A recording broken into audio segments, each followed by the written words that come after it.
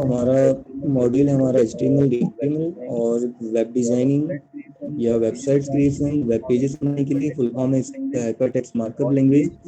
और DHTML हो गया डायनेमिक हाइपरटेक्स्ट मार्कअप लैंग्वेज। अब ये जो डायनेमिक यहाँ पे वर्ड आ रहा है, ये जो टर्म आ रहा है, एक्चुअल में इसका मीनिंग क्या है?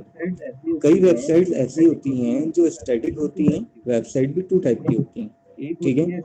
एक होती है स्टैटिक, एक होती है डायनेमिक। स्टैटिक आप कह सकते हो जो इंफॉर्मेशनल वेबसाइट है खाली, ठीक है, कि आपको केवल वहाँ पे इंफॉर्मेशन प्रोवाइड होती है, आप उसमें कोई चेंजेस नहीं कर सकते, यूजर उसमें कोई चेंजेस नहीं कर सकता, ठीक है। जो ऑथर है या जो वेबसाइट जो ओनर है वो तो चेंजेस कर सकता है, लेकिन यूजर उसमें कोई चेंजेस नहीं कर सकता है कि आपने कोई कमेंट देना है और आपने कुछ और वहाँ पे जैसे मेल सबमिट करनी है, तो ऐसा हम नहीं कर सकते। ये हम कर सकते हैं डायनेमिक के अंदर, ठीक है। तो इसीलिए इसको डायनेमिक बोला जाता है कि यूजर अपने हिसाब से अगर कोई चेंजेस करना चाह रहा है वेबसाइट्स में तो कर सकता है, ठीक है। कोडिंग में चेंज नहीं आएगा उसके, लेकिन कुछ ऐसे ऑप्शंस होते हैं कि यूजर उसमें अपना कमेंट देना चाह रहा है, अपने कुछ व्यूज वहाँ पे देना चाह रहा है, या मेल के थ्रू कांटेक्ट करना चाह रहा है, कोई मेल सेंड करना चाह रहा है, कोई एप्लीकेशन फॉर्म फिल करना चाह रहा है, तो ये सारी प्रोसेस वहाँ पे हो सकती हैं डायनेमिक के अंदर, ठीक है। स्टैटिक में ये नहीं होता। तो यहाँ पे हमारा जो इसमें मेन फोकस होगा जो हम इसमें सीखेंगे, ये ज़्यादातर हमारा जो वेब पेज या वेबसाइट्स रहेंगी ये स्टैटिक होती हैं, क्योंकि डायनेमिक वेबसाइट्स बनाने के लिए इसमें जावास्क्रिप्ट का यूज किया जाता है, ठीक है। जो हमारा DHTML वाला ये जो पोर्शन है, इसके अंदर जावास्क्रिप्ट पूरी नहीं आएगी, उसके कुछ इवेंट्स आएंगे, क्योंकि जावास्क्रिप्ट आप लोगों की सेकंड सेमेस्टर के अंदर है, ठीक है। जावास्क्रिप्ट हो गया, जावा हो गया, ये सारे कई सारे ऑप्शंस होते हैं, अभी मैं बताऊंगा उसके बारे में आप लोगों को, ठीक है। तो बेसिक तो मैंने आप लोगों को इतना बताया। अच्छा, ये हमारी एक तरह की मार्कअप लैंग्वेज है जिसमें मैंने आपको बताया था कि टैग्स का यूज होता है। तो टैग होते क्या हैं, अब मैं आपको ये बताता हूँ, ठीक है।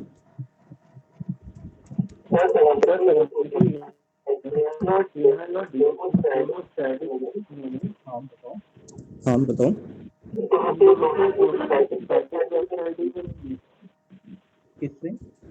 किससे?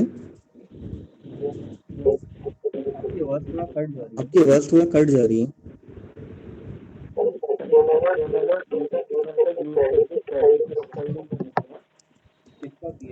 किसका? DHTML का कर सकते हैं, लेकिन उसमें क्या है कि DHTML का जो पोर्शन है, जैसे बताया मैंने वही आप लोगों को, कि इसके अंदर जो हमारा वाला पार्ट है ना, जो कोई जावास्क्रिप्ट वाला पार्ट है, ये आपका सेकंड सेमेस्टर में है, ये अभी नहीं है। तो उसके जावास्क्रिप्ट के कुछ इवेंट्स हम यहाँ पे यूज करेंगे, वही DHTML होता है। DHTML एक्चुअल में होता क्या है, ये होता है HTML plus CSS plus JavaScript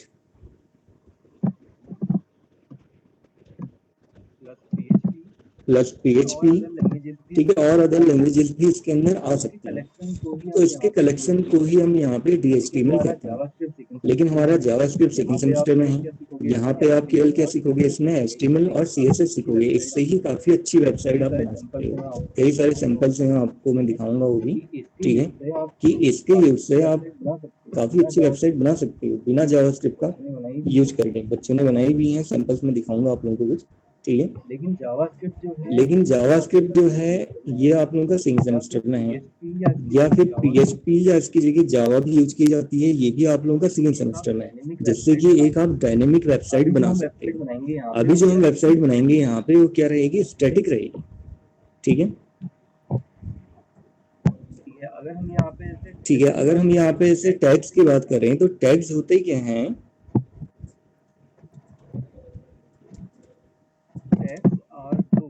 tags are those which gives commands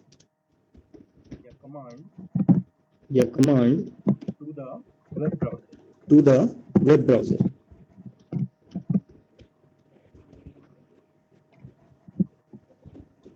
tag जो है यहाँ, ठीक है, टैग जो है यहाँ, टैग भी एक तरह के कमांड ही होते हैं। टैग्स आर दोज कमांड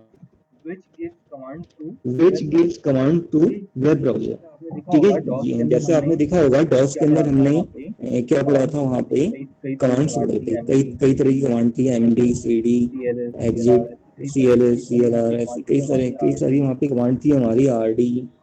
ठीक है, तो ऐसे ही अगर हमने यहाँ पे वेब ब्राउजर को कमांड करना है कि उसमें क्या प्रिंट होना चाहिए, क्या आउटपुट दिखना चाहिए, ठीक है, जो हमने कोडिंग लिखी है उसको किस फॉर्म में दिखाना है, कहाँ पे सुपरस्क्रिप्ट आना चाहिए, कहाँ पे क्या, सारे ऑप्शंस होते हैं। तो उन सब के लिए यहाँ पे क्या लगाए जाते हैं, टैग लगाए जाते हैं। तो टैग भी क्या है, एक तरह के कमांड के ही फॉर्म में होते हैं जो वेब ब्राउजर को कमांड करता है। ठीक है, अब टैग के टाइप्स की अगर हम बात करें, अब टैग के टाइप्स के टू टाइप के टैग, टाइप्स ऑफ टैग, तो इसमें आप कह सकते हो, तो इसमें आप कह सकते हो देयर आर टू टाइप्स। ठीक है, तो हमारे यहाँ पे टू टाइप्स, ठीक है, तो हमारे यहाँ पे टू टाइप्स के टैग होते हैं। कौन कौन से? पहला टैग आता है जिसे कहते हैं पेयर्ड टैग। ठीक है, दूसरा ठीक है, टैग जो आता है, दूसरा टैग इसमें जो आता है उसे हम कहते हैं इम्पेयर्ड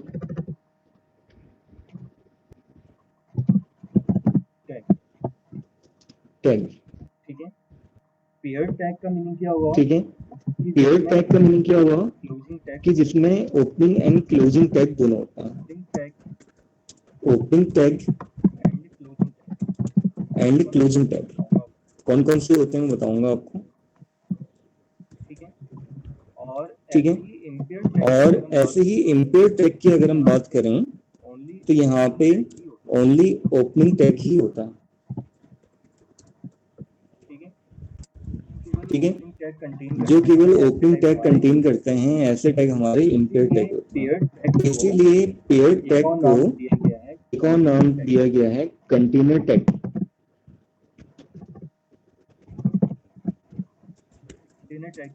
इसे कंटेनर टैग भी बोला जाता है, इसको एम्प्टी टैग भी बोला जाता है। ठीक है, ऐसे टैग जो एम्प्टी होता है। ठीक है, अब एम्प्टी का मीनिंग यहाँ से वैसे एम्प्टी से नहीं है, मतलब यहाँ इसका मीनिंग ये जा रहा है इसमें क्लोजिंग टैग नहीं है। ठीक है, इस सेंस में इसको एम्प्टी बोला गया है। कंटेनर टैग जिसके साथ आप भी कह सकते हो क्लोजिंग टैग भी होता है। ठीक है, अब टैग बनता कैसे है, किस तरह से टैग के फॉर्म होते हैं ये भी मैं आपको बता देता हूँ कि टैग किस तरह से बनाए जाते हैं। टैग्स की अगर हम बात करें, टैग बनाने के लिए लेस देन का साइन, हाँ लेस देन का साइन और टैग का नाम। सपोज अगर हम यहाँ पे HTML लैंग्वेज यूज कर रहे हैं तो सबसे पहला इसमें है HTML और ग्रेटर देन ब्रैकेट लगा के क्लोज किया, तो ये हमारा ओपनिंग टैग हुआ। ठीक है, इससे हम कहते हैं ओपनिंग टैग। क्लोजिंग टैग कैसे बनाया जाता है वो भी देख लीजिए। क्लोजिंग टैग बनाने के लिए लेस देन का साइन, फॉरवर्ड स्लैश और टैग का नाम, ये हमारा बन गया क्लोजिंग टैग। तो इसे हम कहते हैं ओपनिंग टैग और क्लोजिंग टैग।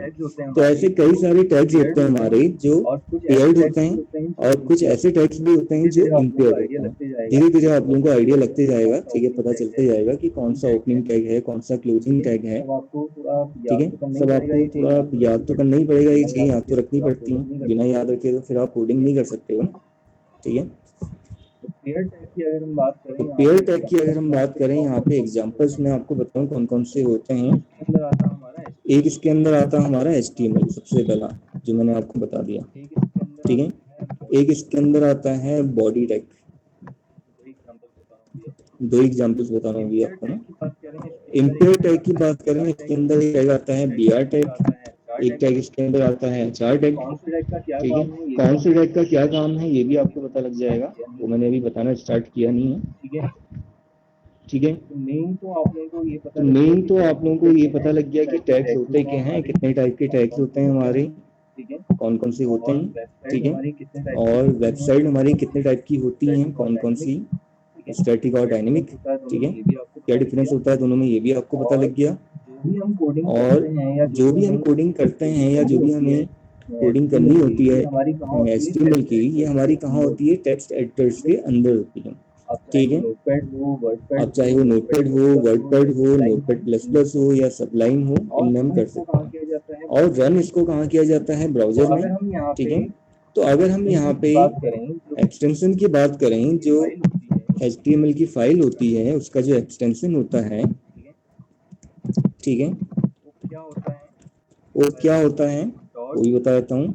.htm या फिर डॉट या फिर .html।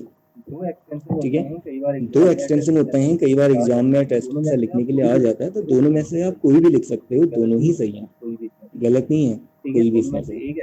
ठीक है। दोनों में से एक एक्सटेंशन यूज करके फाइल को आप सेव कर सकते हो। ठीक है। अब मान लीजिए कि आपने कोई फाइल बनाई HTML की, नोटपैड में, अब बनानी तो हमें नोटपैड में है। ठीक है। नोटपैड या हमारा सिस्टम तो नोटपैड या हमारा सिस्टम उसको रिकॉग्नाइज कैसे कर पाएगा कि ये हमारी जो फाइल बनी हुई है HTML की ही फाइल है? सेव करेंगे तो जब भी हम फाइल को सेव करेंगे तो फाइल के नाम के बाद एक्सटेंशन लगाना भी जरूरी हो जाता है। कैसे फाइल को सेव करना होता है वो तरीका भी आप लोगों को बताऊंगा मैं। ठीक है। तो बेसिक एक इंफॉर्मेशन जो मैंने आपको दी है ये क्लियर हुआ? अच्छा, हाइपर टेक्स्ट मार्कअप लैंग्वेज की जो स्टार्टिंग हुई थी GML से। है इसका फुल फॉर्म है जनरलाइज्ड मार्कअप लैंग्वेज। ठीक है। इसी का थोड़ा एडवांस फॉर्म आया, फिर इसी का थोड़ा advance form GM standard GML आप कह सकते हैं। GML की फुल फॉर्म है स्टैंडर्ड GML। तब इसको थोड़ा और इम्प्रूवाइज किया गया, ठीक है, और इम्प्रूव किया गया, फिर ये लैंग्वेज बनाई गई HTML। ठीक है, हाइपर टेक्स्ट मार्कअप लैंग्वेज। अब अगर इसके वर्जन्स की हम बात करें, कौन सी वर्जन हैं, कौन सी वर्जन हैं, ठीक है, तो ये स्टार्ट हुआ था 1.0 से, 2.0 3.0 4.0 4.0.1 2 भी आया था, हम यूज करते हैं ज्यादातर।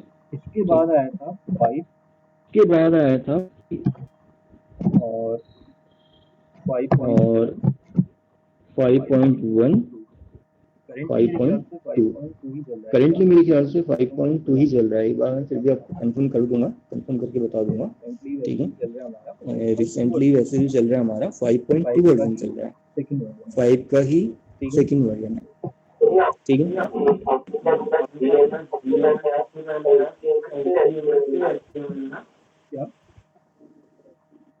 क्या रोहित आपकी आवाज थोड़ा क्लियर नहीं आ रही। रोहित आपकी आवाज थोड़ा क्लियर नहीं आ रही, समझ में नहीं आ रहा। एक बार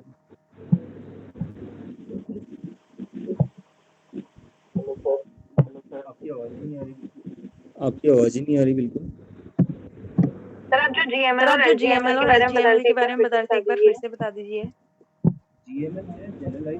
GML है जनरलाइज मार्कअप लैंग्वेज, मतलब एक इस तरह की कोडिंग लैंग्वेज या मार्कअप लैंग्वेज बनाने का उन्होंने सोचा, तो तब वहाँ पे इसको नाम दिया GML, जनरलाइज्ड मार्कअप लैंग्वेज। ठीक है। बहुत ज़्यादा डिटेल में इसके बारे में नहीं है, वैसे आता भी नहीं है। GML से आप कह सकते हो कि हमारी ये जो HTML लैंग्वेज बनी है इसकी स्टार्टिंग हुई है।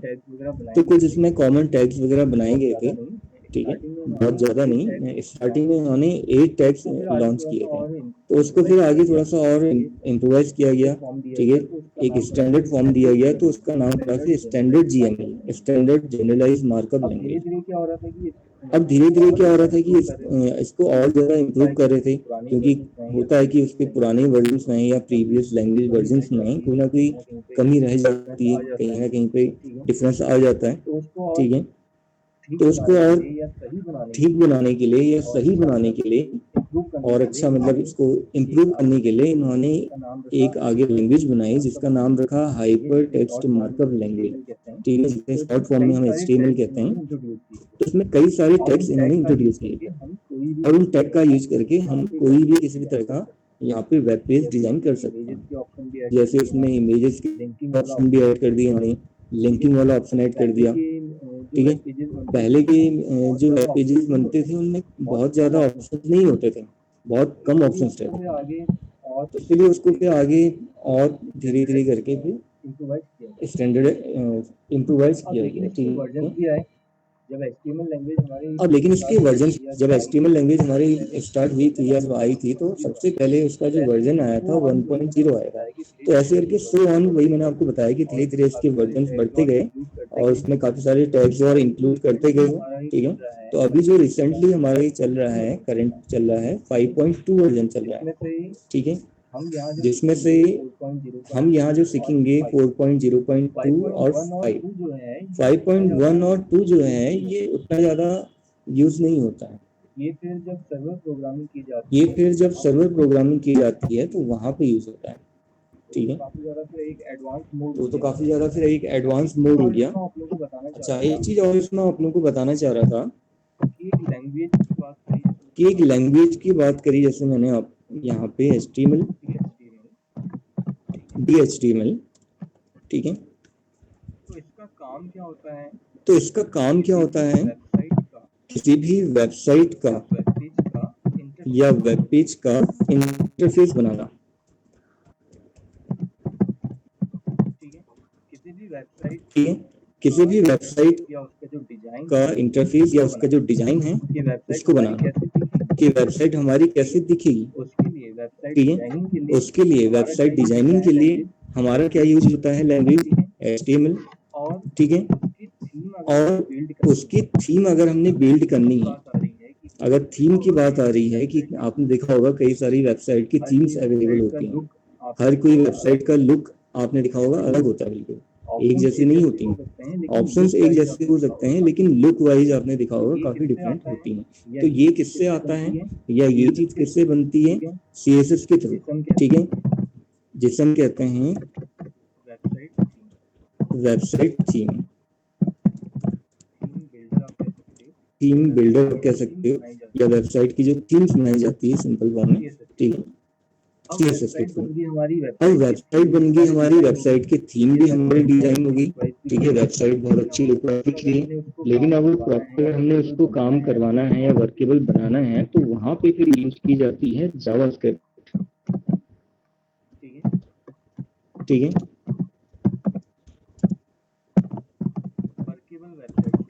वर्केबल वेबसाइट्स के लिए।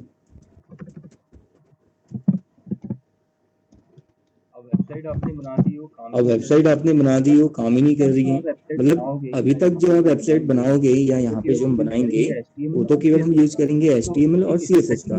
तो एक स्टैटिक वेबसाइट बनेगी, वर्केबल तो नहीं कह सकते हैं, स्टैटिक बनेगी। वर्केबल का मतलब ये हुआ कि जैसे हमने किसी बटन में क्लिक किया तो फॉर्म हमारा सबमिट हो गया। ठीक है, कोई मैं कमेंट का ऑप्शन वहाँ पे ऐड करना चाह रहा हूँ, ऐसा कुछ ऑप्शन, तो कई सारे ऑप्शंस रहते हैं उसके अंदर। वर्केबल वेबसाइट जो एक रहती है ना, अब जो वेबसाइट जितनी भी हमारी काम करती हैं आपने देखा होगा प्रॉपर्ली जो वर्क करती हैं, सर्च के ऑप्शंस होते हैं, कई सारे ऑप्शंस होते हैं, तो उसके लिए वहाँ पे जावास्क्रिप्ट ऐड किया जाता है उसमें। बिना जावास्क्रिप्ट के पॉसिबल नहीं है। ठीक है, जावास्क्रिप्ट और कई उसमें कई जगह jQuery भी यूज किया जाता है। ये आपके सिलेबस में नहीं है jQuery। हेलो, हाँ बताओ।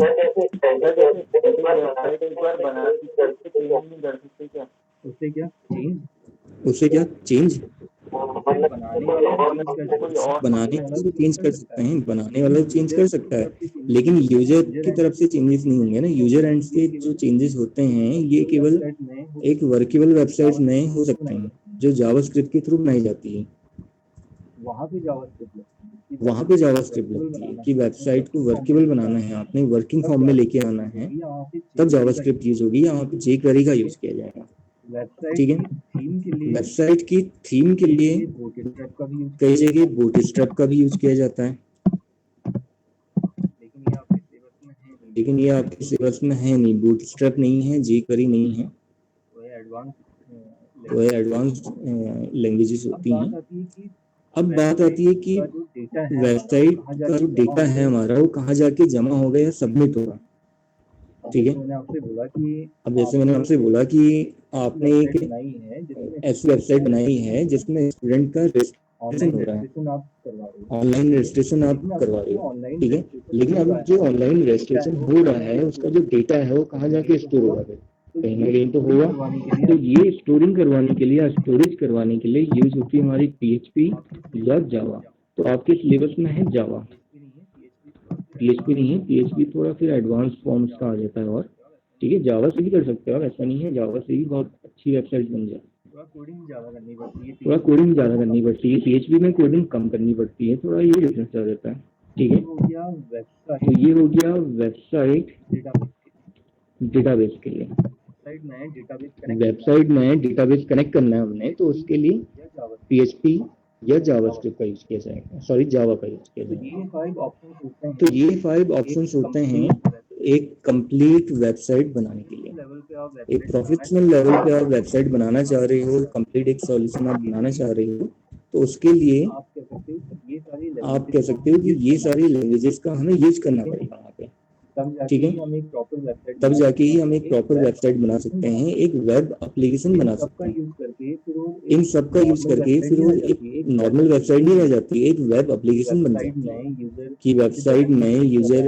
बटन में में क्लिक कर यूजर रहा है तो किसी बटन में क्लिक कर रहा है तो नया पेज खुल जा रहा है, वो तो एक कॉमन हो नया गया, पेज वो खुल तो जा आप रहा है, वो तो एक नॉर्मल कॉमन हो गया, वो तो आप नॉर्मल हमारे HTML के थ्रू फॉर्म भी बना सबमिट हो सकते हो। जाएगा, लेकिन हमारे से फॉर्म सबमिट हो जाए, सबमिट बटन में क्लिक किया, ठीक है। फॉर्म सबमिट हो जाता और है, डिटेल्स ठीक अपने है। किसी यूजर और की व्यू डिटेल्स करनी हमने है, किसी यूजर की व्यू करनी है, स्टूडेंट व्यू की बटन में डिटेल क्लिक हमने किया, व्यू करनी है, डिटेल व्यू हमारे बटन में सामने क्लिक किया और उसकी डिटेल हमारे डेटाबेस सामने की आ जा रही डिटेल है, हमारे पास डेटाबेस से आ डिटेल रही है, हमारे पास एक्सेस ठीक है। होके आ रही है, तो उसके ठीक लिए है। तब यहाँ पे तो PHP उसके और लिए तब जावा यहाँ पे PHP और ये जावा का साथ यूज में किया जाता है। डेटाबेस साथ में डेटाबेस मैनेज करने के लिए एसक्यूएल इसमें SQL एसक्यूएल का या MySQL का यूज तो किया इसमें जाता आप है। लोगों को तो इसमें आप लोगों को माई एसक्यूएल सिखाया जाएगा। MySQL सिखाया जाएगा, ठीक है। बात एक ही है, एसक्यूएल और माई बात एसक्यूएल एक ही है, SQL और MySQL एक जैसे ही हैं, कोई के डिफरेंस नहीं अलावा है भी इसमें। इसके अलावा भी एमएस एक्सेस भी होता है, एक MS एक्सेस भी होता है, ठीक है, जो आप लोगों के सिलेबस में भी है। ठीक है, जो आप लेकिन लोगों के एमएस सिलेबस में एक्सेस भी है। वो लेकिन MS उतना एक्सेस के थ्रू प्रॉपरली या उतना सही उतना फॉर्म में प्रॉपरली या उतना सही कनेक्टिविटी नहीं फॉर्म हो में पाती जितना माई कनेक्टिविटी एसक्यूएल नहीं से हो हम कर पाती सकते जितना MySQL से हैं। हम तो कर इसलिए सकते हैं। ज्यादातर आप कहीं पे तो देखोगे इसलिए तो माई ज़्यादातर एसक्यूएल आप का ही कहीं पे यूज है। देखोगे वेबसाइट MySQL का ही यूज का होता है। डेटाबेस अगर हमें वेबसाइट कनेक्ट करना है तो माई का एसक्यूएल डेटाबेस अगर हमने कनेक्ट करना है तो MySQL के थ्रू किया जाता है, और ये सब लोकल सर्वर के ठीक थ्रू है। लोकल और ये होस्ट सब के लोकल थ्रू सर्वर के जो थ्रू, मैंने आपको लोकल बताया था होस्ट के लोकल थ्रू होता सर्वर है, या जो मैंने आपको बताया था लोकल सर्वर या आईपी लोकल एड्रेस होस्ट होता का है हमारा एक IP एड्रेस होता है हमारा 192.168.0.0 उसके थ्रू ये सारी 192.168.0.1, प्रोसेस की जाती उसके थ्रू ये सारी प्रोसेस की है। ये जाती है, सब चीज़ें तो आपके ठीक है। सेकंड तो सेमेस्टर में ये सब आएंगी चीज़ें तो आपकी कि सेकेंड वेबसाइट सेमेस्टर को में आएंगी वर्केबल बनाना है कि जब उसमें वेबसाइट को वर्केबल बनाना है, उसमें डाटाबेस कनेक्ट करना है, माई एसक्यूएल के थ्रू ठीक कैसे है। होगा ये सब MySQL के थ्रू कैसे सेकंड होगा, ये सेमेस्टर सब में चीज़ें सेकेंड सेमेस्टर अभी में हम आएंगी सीखेंगे आपके। यहाँ पे एचटीएमएल अभी हम सीखेंगे यहाँ पे और HTML, HTML और CSS वाला पार्ट, ठीक है। तो इतना क्लियर हुआ आप लोगों को तो जितना इतना भी क्लियर हुआ सिलेबस आप लोगों को, जितना भी अभी तक मैंने बताया है इसके बारे में, जो भी क्लियर नॉलेज हुआ, दी है, तो ये कोई क्लियर दिक्कत हुआ, तो नहीं इसमें। कोई दिक्कत तो नहीं इसमें। सर एक बार jQuery का भी यही यूज है क्या वेबसाइट की थीम बनाने का? किसका किसका किसका बोला आपने? किसका बोला आपने? jQuery jQuery का यूज भी jQuery का वेबसाइट को यूज भी वर्केबल बनाने के लिए होता है। वेबसाइट को वर्केबल बनाने के लिए होता है, कई जगह इसका यूज किया कई जाता बार है। क्या होता है कि कई बार क्या होता है कि जावास्क्रिप्ट में लिमिटेशन आ जाती है, तो वहाँ पे jQuery यूज किया जाता jQuery है। के बेसिस में तो वेबसाइट jQuery के को बेसिस में वेबसाइट को बहुत अच्छी वर्केबल तरह बनाया से जा सकता है, वो जो jQuery वर्केबल से ही बनाया जा सकता है वो jQuery से ही पॉसिबल है। तो jQuery तो आपके सिलेबस में नहीं तो होता, jQuery तो जावास्क्रिप्ट आपके सिलेबस में नहीं होता, जावास्क्रिप्ट से ही होती हम काफी है। जावास्क्रिप्ट से हम काफ़ी अच्छा एक बना सकते हैं, इसको काफी अच्छा एक बना वर्किंग या सकते हैं, वर्केबल वेबसाइट काफ़ी बन सकती वर्किंग या वर्केबल वेबसाइट बन है। सकती दिक्कत है, आएगी, ऐसा नहीं कि कोई दिक्कत दिक्कत नहीं आएगी आएगी, उसमें। लेकिन थोड़ा एडवांस फॉर्म में लेकिन अगर हम थोड़ा यूज करना एडवांस फॉर्म चाहते हैं में तो वहाँ पे jQuery का अगर यूज यूज करना चाह रहे हैं तो फिर वहाँ पे इसको jQuery का यूज वर्केबल करना बनाने था। के लिए, ठीक है।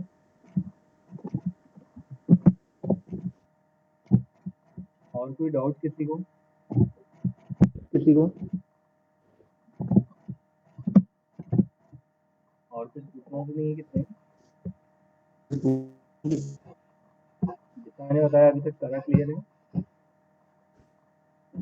टैग्स के बारे में, वेबसाइट्स के बारे में, ठीक है। ये फाइल मैं आप लोगों को सेंड कर दूंगा, तो सारी इन्फॉर्मेशन इसमें जो लिखी हुई है वो आप लोगों को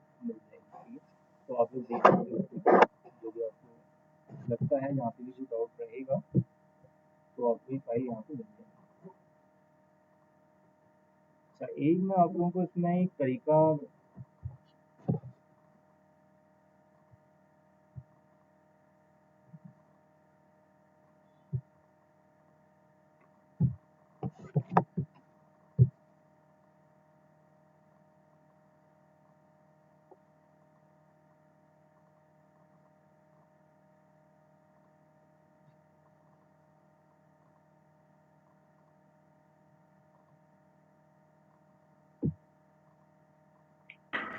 सर आपकी वॉइस नहीं आ रही है। कट गया था। हेलो, हाँ यहाँ से कट गया था, वॉइस का कनेक्शन कट गया था, अब आ जाएगी। अभी तक जितना बताया है वो क्लियर है? अभी तक जितना बताया है वो क्लियर है सब, सारा आप लोगों को जितना भी बताया है मैंने, कोई दिक्कत तो नहीं है इसमें? जितना अभी तक बताया है जितना अभी तक बताया है ये सारा क्लियर हो गया? ये सारा क्लियर हो गया? हाँ बताएं। हाँ बताओ। सर हम HTML को कौन सा वर्जन यूज करते हैं अभी? हाँ सर HTML का कौन सा वर्जन यूज करते हैं हम अभी मतलब अभी जो लेटेस्ट से चल रहा है अभी जो लेटेस्ट से चल रहा है 5.2 चल रहा है, लेकिन जो हम पढ़ेंगे वो 4.0.2 का मॉडिफाइड वर्जन होता है। मॉडिफाइड वर्जन होता है, 4.0.2 का मॉडिफाइड वर्जन होता है। इसका एक मॉडिफाइड वर्जन आएगा। इसका एक मॉडिफाइड वर्जन था और ज़्यादातर उसी का यूज होता है। और ज़्यादातर उसी का यूज होता है वेबसाइट के लिए, कहीं ज़्यादा ही।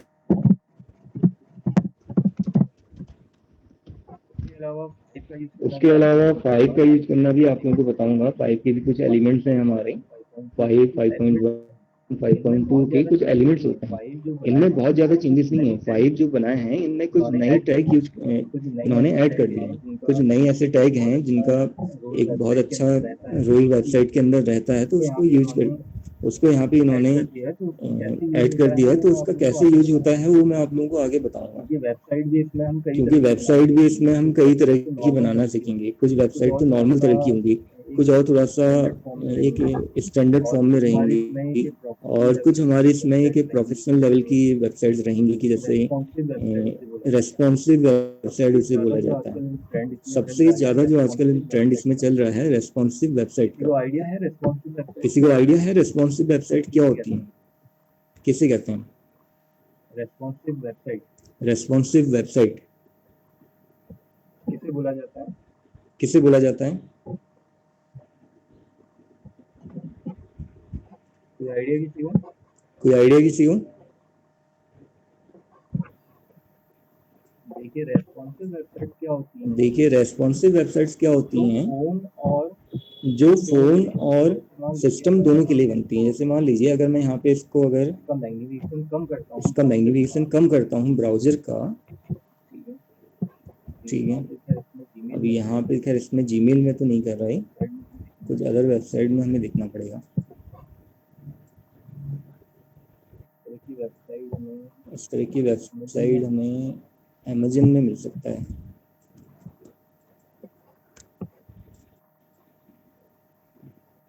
कई बार आपने देखा होगा जैसे आप अमेजन को फोन में करते हो तो दूसरी तरीके से ओपन होता है।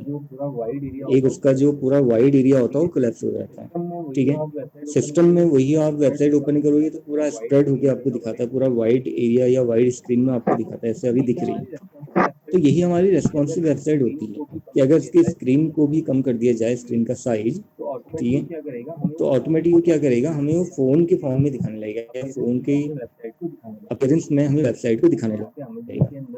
ऐसा यहाँ पे अमेजन के अंदर भी नहीं होगा, इसमें भी कुछ दिक्कत रही है। थोड़ा इसने कोलैप्स तो किया है लेकिन बहुत ज़्यादा नहीं कर पाया। थोड़ा तो किया है इसने, आप देख लेंगे, देखते हैं बार। साइन इन का ऑप्शन हटा दिया इसने, नीचे लिया है ना, ऐसे ही ऑटोमेटिक एडजस्ट हो जाएगा ना। पहले ही साइन इन का ऑप्शन कहाँ पे दिखा रहा है हमें, यहाँ पे दिखा रहा है, इसी के साथ 3 ऑप्शन दिखा रहे हैं, इन्हीं के साथ ही साइन इन का ऑप्शन दिखा रहा है, ठीक है। तो ऐसे ही वो वेबसाइट पूरी वहाँ पे कोलैप्स हो जाती है। कई ऐसी वेबसाइट्स हैं, ठीक है, कुछ और सैंपल देखते हैं ट्राई करके, मिल जाता है तो। फेसबुक भी तो हो सकती है सर, फेसबुक में हाँ भी तो फेसबुक में भी हो जाती है। फेसबुक में भी हो जाती है।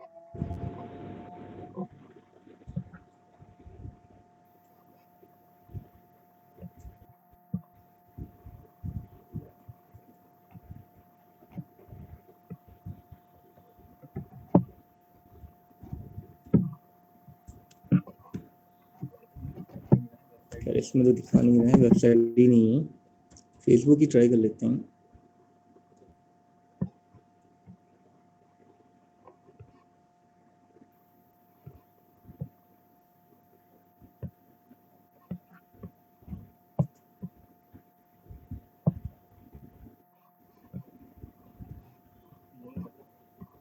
नहीं कर पा रहा इसमें, देखिए वेबसाइट मिल रही है, उस तरह की वेबसाइट को मिल नहीं रही है जो होता है एक्चुअली इस तरह से, नहीं कर पा रही। नहीं कर पा रहा है। वेबसाइट बनती क्योंकि अब ज़्यादातर जो वेबसाइट्स बनती हैं वो फुल स्क्रीन के अकॉर्डिंग बनती हैं, तो जब तक हम उसको करेंगे फ़ोन में ही यूज़ नहीं करेंगे, फ़ोन का ही एनवायरनमेंट नहीं मिलेगा उससे, तो तब तक वो उस फॉर्म में नहीं दिखा पाएगा, इसलिए दिक्कत आ रही है। जो सॉफ्टवेयर वैसा उनके मतलब डिजाइन में ले आए थे वो डिजाइन हाँ वो कुछ इसमें अलग से कोडिंग हमें यूज करनी होती है, बताऊंगा उसके बारे में आप लोगों को। चलो एक मैं सैंपल दिखाता हूँ आपको उसका, इसमें तो है नहीं, एक मैं बताने के लिए मैंने सैंपल बनाया था बच्चों को, वही सैंपल दिखाता हूँ आपको, तो उसमें हो जाता है वैसा। वो हमारी रेस्पॉन्सिव वेबसाइट वो हमारी रेस्पॉन्सिव वेबसाइट जो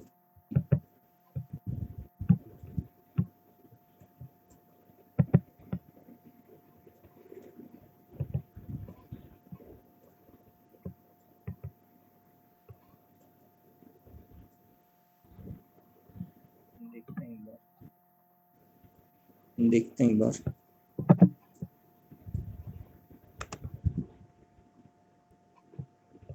ये हमारी रेस्पॉन्सिव, हाँ ये हमारी रेस्पॉन्सिव वेबसाइट है, ये लास्ट टाइम बच्चों को बताया था मैंने, आप लोगों को बताऊंगा कि किस तरह से बनती है। देखते हैं अगर इसमें होता है तो, इस टाइप से ही मैनेज होगी ना पूरी। अभी मोबाइल स्क्रीन के अकॉर्डिंग आ गई हमारी, ये जो एडजस्टमेंट इसका हो रहा है, तो ये जो एडजस्टमेंट इसका हो रहा है ये कैसे होता है, क्या होता है, तो यही रेस्पॉन्सिव वेबसाइट कहलाती है हमारी, जो फ़ोन की स्क्रीन के हिसाब से एडजस्ट हो जाए पूरी। स्क्रीन का साइज कम करें तो ऑटोमेटिक स्क्रीन का साइज कम करें तो ऑटोमेटिक उतने ही साइज के हिसाब से हो जाएगा। वेबसाइट को बोला जाता है तो ऐसी वेबसाइट्स को बोला जाता है रेस्पॉन्सिव वेबसाइट। ठीक है, कैसे बनती हैं वो तरीका आप लोगों को बताऊंगा मैं इसका भी। ठीक हो गया, तो अभी तक जितना भी बताया है मैंने आप लोगों को तो अभी तक जितना भी बताया है मैंने आप लोगों को क्लियर है। बनाने का तरीका बताता हूँ। अच्छा एक वेब पेज बनाने का तरीका बताता हूँ फिर आप लोगों को। स्टार्टिंग में पहला वेब पेज अगर आपने बनाना है स्टार्टिंग में कैसे बनेगा, ठीक है, फर्स्ट वेब पेज या वेब पेज हमारा बनता कैसे, वो मैं आपको तरीका बता दूंगा। उससे पहले आपको ये पता होना चाहिए कि हमारी जो रिक्वायर्ड टैग्स होते हैं, अब वैसे तो HTML के अंदर सारे ही टैग रिक्वायर्ड होते हैं, लेकिन जरूरी नहीं कि हर किसी का यूज हम हर किसी वेबसाइट के अंदर करें, लेकिन कुछ ऐसे टैग हैं जिनका यूज हमें वेबसाइट के अंदर करना ही करना होता है। ठीक है, तो उसे हम कहते हैं रिक्वायर्ड टैग्स फॉर HTML। तो सबसे पहला टैग इसमें आपको HTML आता है, उसके बाद फिर लगता है इसमें बॉडी हेड के अंदर आ जाता है टाइटल। वेबसाइट का जो टाइटल होता है उसके लिए टैग यूज किया जाता है। ठीक है, अभी तो खैर मैं इसको सिंपल फॉर्म में लिख रहा हूँ। फिर हेड टैग हमारा यहाँ पे क्लोज हो जाता है, उसके बाद फिर यहाँ पे बॉडी टैग लगता है, बॉडी टैग उसके बाद यहाँ बंद हो जाता है। सबसे लास्ट में जो है हमारा यहाँ पे HTML वाला टैग क्लोज होगा। इसका एक रूल आपको और समझना पड़ेगा कि जो टैग हमारा सबसे पहले ओपन हुआ है वो सबसे लास्ट में क्लोज होगा। आप देख लोगे ये यहाँ पे फॉलो हो रहा है, ठीक है, यहाँ पे फॉलो नहीं हो रहा है क्योंकि ये हमारा एक हेड सेक्शन होता है। ठीक है, ये हमारा हेड सेक्शन होता है, और जो ये वाला पार्ट है हमारा जहाँ बॉडी टैग लगा हुआ है इसे हम कहते हैं बॉडी सेक्शन। ठीक है, किसी भी वेबसाइट के दो सेक्शन होते हैं, एक होता है हेड सेक्शन एक हो गया बॉडी सेक्शन। बॉडी सेक्शन के अंदर सब कुछ लिखा जाता है, वो सारी कोडिंग आती है जो भी हमने वहाँ पे दिखाना है, जो भी हमने उसमें डिस्प्ले करना है, ठीक है। हेड सेक्शन के अंदर वो सारी कोडिंग आएगी जो हमने उसके टाइटल बार में दिखाना है। जैसे वेबसाइट का नाम है google.com या facebook.com, आपने देखा होगा जब भी कोई वेबसाइट ओपन करते हैं तो उसका नाम ऊपर दिखाता है टाइटल बार में। टाइटल बार यहाँ पे तो हो ही नहीं रहा है, खैर यहाँ पे टाइटल बार ही शो नहीं हो रहा तो उसमें तो दिखेगा नहीं वैसे भी, लेकिन कई जगह आप देखोगे टाइटल बार में इस तरह का ऑप्शन आपको वहाँ पे दिखाएगा, ठीक है। यही है जैसे टाइटल बार, ये भी टाइटल बार ही है, ठीक है। मीट लिखा हुआ दिखा रहा है, मीट लिखा हुआ दिखा रहा है। जैसे अभी हमने यहाँ पे ये भी क्या वेबसाइट ही है meet.google.com, ये ओपन है, ये इसका टाइटल है मीट, ठीक है। तो इसी फॉर्म में जो हमें दिखता है ये हेड सेक्शन की वजह से ही होता है, ये कंपल्सरी नहीं होता है, ठीक है। नॉट कंपल्सरी आप कह सकते हैं।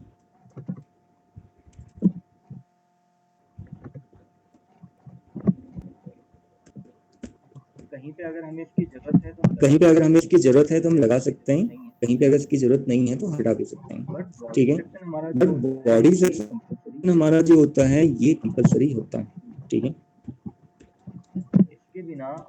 इसके बिना आप कोई भी कोडिंग अगर वहां दिखाना चाहते हो, वेब पेज में कुछ आप डिस्प्ले करवाना चाह रहे हो तो नहीं हो पाएगा, ठीक है। दिक्कत भी आ सकती है, एरर भी आ सकती है। वैसे तो नॉर्मली तो नहीं होता कोई ऐसी प्रॉब्लम, लेकिन जब ऑनलाइन हम अपनी वेबसाइट को लॉन्च करेंगे, पब्लिश करेंगे तो फिर वहाँ पे दिक्कत आती है, ठीक है। तो वो सब बताया जाएगा आप लोगों को किस तरह से होता है। तो ये हमारे रिक्वायर्ड टैग्स होते हैं HTML के अंदर जो लगाए जाते हैं। HTML टैग क्यों लगाया जाता है कि जिससे ब्राउजर को हम बता सकें कि हम कोडिंग किसके अंदर कर रहे हैं या कौन सी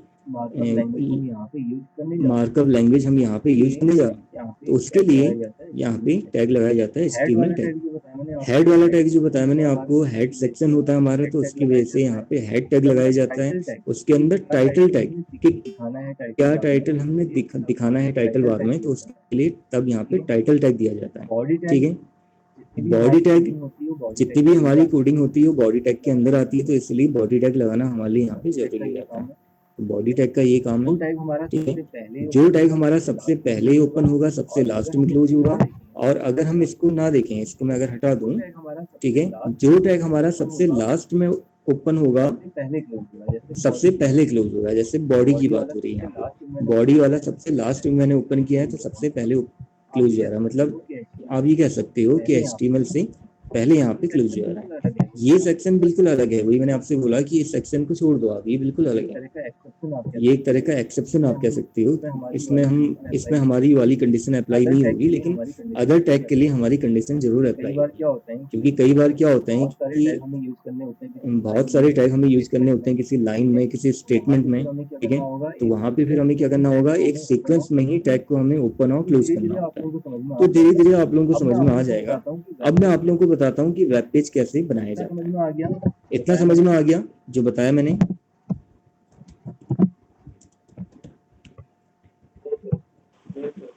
ठीक है सर हाँ बताओ। सर SQL MySQL MySQL जो भी था वो MS Access, वो उसका क्या यूज होता है? डेटाबेस मैनेजमेंट के लिए, डेटाबेस बनाने के लिए, डेटाबेस को कनेक्ट करने के लिए तो PHP और जावा का यूज कर रहे हैं, लेकिन डेटाबेस बनाने के लिए भी तो हमें कोई सॉफ्टवेयर या एप्लीकेशन की जरूरत होगी ना, तो वहाँ पे फिर आपको MySQL या फिर एक्सेस वगैरह हम यूज कर सकते हैं, ठीक है। अच्छा अब इसकी कोडिंग बताता हूँ मैं आप लोगों को। तो एक नया हमें नोटपैड यहाँ ओपन करना होगा। सबसे पहले कौन सा लगेगा हमारा HTML, ठीक है। उसके बाद फिर यहाँ पे हेड, फिर उसके बाद यहाँ पे आ जाएगा टाइटल टैग। क्या टाइटल देना है, सपोज यहाँ पे टाइटल दे रहे हैं हम माय फर्स्ट वेब पेज, ठीक है। और टाइटल टैग हमारा यहाँ पे क्लोज जाएगा। उसके बाद कौन सा क्लोज होगा, हेड टैग, ठीक है। वही रूल फॉलो हो रहा है, आप देख रहे होगे। जो टैग सबसे पहले ओपन है सबसे लास्ट में क्लोज होगा, जो बाद में ओपन किया है उसको पहले क्लोज करना पड़ेगा। एक प्रॉपर सीक्वेंस, मतलब हेड के बाद टाइटल आया है तो टाइटल पहले क्लोज होगा, हेड बाद में बंद होगा, ठीक है। उसके बाद फिर कौन सा टैग लगेगा हमारे यहाँ पे, बॉडी टैग लगाया जाता है, ठीक है। और जो भी कोडिंग लिखनी होगी वो टैग के अंदर लिखी जाएगी। टैग कौन सा होता है? अच्छा, क्लोजिंग टैग कौन सा होता है और ओपनिंग टैग कौन सा होता है, ये तो आप लोगों को पता लग गया ना, इसमें तो कोई दिक्कत नहीं है कौन सा होता है कि ओपनिंग टैग कौन सा होता है, क्लोजिंग टैग कौन सा होता है। आपको यही पता होना सबसे पहले तो आपको यही पता होना जरूरी है। अगर आप उल्टा सीधा टैग लगा दोगे फिर कोडिंग आपकी काम नहीं करेगी ना। ठीक है, बॉडी के अंदर जो भी मैंने लिखा हुआ दिखाना है वेब पेज में, वो मैं यहाँ लिखूंगा। This is an example of creating a web page. ठीक हो गया। अब फाइल को सेव कैसे करना है वो तरीका देखिए आप। तो क्या करना होगा, फाइल में जाके सेव करना होगा, या शॉर्टकट की आप प्रेस कर सकते हो Ctrl+S। ठीक है, फिर उसके बाद आप क्या काम कर सकते हैं, यहाँ पे फोल्डर बनाना चाहो तो फोल्डर बना सकते हो। अब आ जाएगा फाइल का नाम।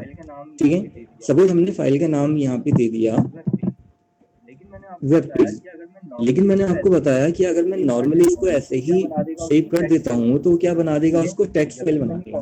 ठीक है, जबकि मैंने कौन सी फाइल बनानी है, उसको वेब फाइल बनानी है या एक वेब पेज बनाना है, तो उसमें एक्सटेंशन लाना होगा .htm या .html, दोनों में से एक आप यूज कर सकते हो। ठीक है, सेव कर दीजिए फाइल को।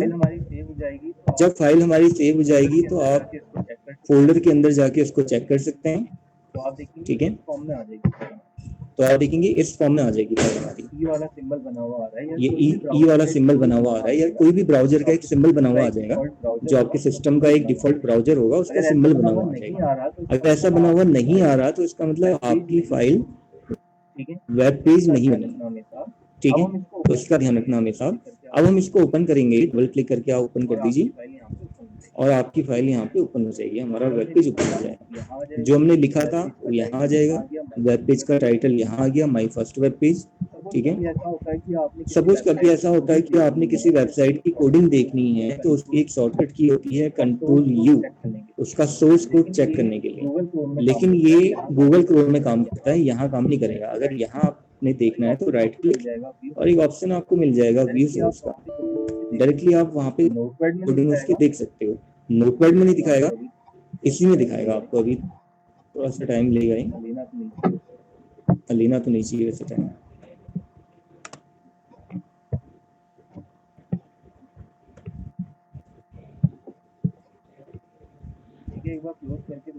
ठीक है, एक बार क्लोज करके दोबारा ओपन कर लेते हैं।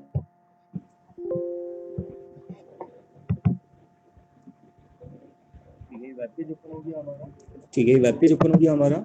अब इसकी कोडिंग ओपन करनी है तो राइट क्लिक और व्यू सोर्स। कुछ एरर अभी लग रहा है इसमें। अच्छा, कई बार ये भी दिक्कत आ जाती है कि कोई आपने टैग लगाया है, कोई एडवांस टैग आपने लगाया है तो पुराने ब्राउजर में सपोर्ट नहीं करेगा। जैसे अगर हम इंटरनेट एक्सप्लोरर की बात करें तो एडवांस टैग उसमें सपोर्ट नहीं करते हैं, इसका ध्यान रखिएगा। ठीक है, तो ऐसी कंडीशंस में हमें क्या करना पड़ेगा, एडवांस ब्राउजर यूज करने होंगे, गूगल क्रोम या फिर ओपेरा का। हर किसी ब्राउजर में जो टैग है हमारा, कई बार क्या होता है कि अलग अलग तरह से बिहेव कर सकता है, हर किसी ब्राउजर में एक जैसा नहीं दिखाएगा आपको। कई बार ये भी हुआ है ऐसा। ठीक है, होता है, ऑब्वियस सी बात है, होता ही है, क्योंकि हर किसी ब्राउजर की सेटिंग अपनी अलग अलग पर्सनल सेटिंग होती है। ठीक है, तो जरूरी नहीं है कि आपको हर किसी ब्राउजर में कोडिंग एक जैसी ही दिखाई दे, थोड़ा बहुत डिफरेंस आपको दिखाई देगा। सपोज अगर हम इंटरनेट में इसे ओपन करते हैं, ओपन विथ इंटरनेट एक्सप्लोरर, हमारा ये डिफॉल्ट ब्राउजर होता है। ठीक है,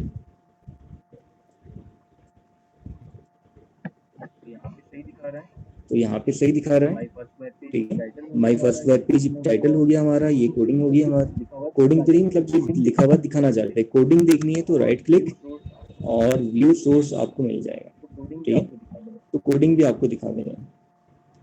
अब वैसे तो ये डायरेक्टली आपको नोटपैड में ही दिखा दे रहा है, लेकिन ऐसा होता नहीं है एक्चुअल में। अगर मैं गूगल क्रोम की बात करूं, जैसे मैंने यहाँ पे इसकी कोडिंग देखनी है, राइट क्लिक और व्यू पेज सोर्स में करूंगा तो उसकी कोडिंग मुझे किस फॉर्म में दिखाएगा, अब आपको पता लगेगा किस तरह से कोडिंग दिखाता है। ये इसकी कोडिंग है, जो गूगल मीट हम चला रहे हैं उसमें जो भी प्रोसेस हो रही है उसकी कोडिंग है। इतने सारे उसमें जितने आपको ये दिख रहे हैं लिंक्स हैं, कि कई सारी फाइल इसके अंदर अटैच हैं, तब जाके ऐसा हम कर पा रहे हैं या आपस में कनेक्टिविटी हो पा रही है हमारी, चीजों को शेयर कर पा रहे हैं, चीज़ों को शेयर कर पा रहे हैं। स्क्रिप्ट का यूज किया गया है इसमें, जावा स्क्रिप्ट का आप लिखे हुए इसके हैं, अलावा और ठीक भी है। other languages उसके अलावा और भी अदर लैंग्वेजेस, जे क्वेरी यूज किया गया है, ये पूरा यहाँ पे जे क्वेरी है, पूरा very use की गई है। जे क्वेरी यूज की गई है इसमें। तो ये मैंने आपको बताया कि तो ये मैंने आपको बताया कि एक एक्चुअल जो वेबसाइट बनती है हमारी, तो उसके लिए ये चीज़ें भी सीखनी थोड़ा जरूरी हो जाती है। आप लोगों के सिलेबस में तो अब आप लोगों के सिलेबस में तो नहीं है, लेकिन आप अलग से करना चाहो सीखना चाहो, करना चाहो तो सिखाया जा सकता है आप लोगों को, लेकिन ऐसी दिक्कत नहीं आएगी। लेकिन पहले तो बेसिक सीखना जरूरी है। कोई भी आप कोई भी आप कितनी भी बड़ी वेबसाइट, कितनी भी अच्छी वेबसाइट आप बना लीजिए, उसका बेस HTML ही होता है। अगर आपको HTML और CSS नहीं आती है तो आप आगे कुछ नहीं कर सकते, आगे कोई वेबसाइट आप बना आगे कोई वेबसाइट आप बना ही नहीं सकते, ठीक है। तो तो आप लोगों को ये समझ में आया आप वेब पेज किस तरह से आप वेब पेज यहाँ पे बना सकते हैं। कोई दिक्कत तो नहीं इसमें, आप कोई दिक्कत तो नहीं इसमें आप लोगों को समझ में आ गया इतना। समझ में आ गया इतना। इसके और अदर ऑप्शंस भी होते हैं, तो मैं आप लोगों को कल ही बताऊंगा फिर, ठीक है। आज के लिए इतना ही है जितना मैंने बताया है। पहले आप इतना ही समझ जाएं तो ज़्यादा सही रहेगा, ठीक है। फाइल में तो फाइल में ट्राई करूंगा कि आप लोगों को सेंड कर दूं, इसकी फाइल तो सेंड हो जाएगी वैसे। वीडियो का वीडियो का मैं ट्राई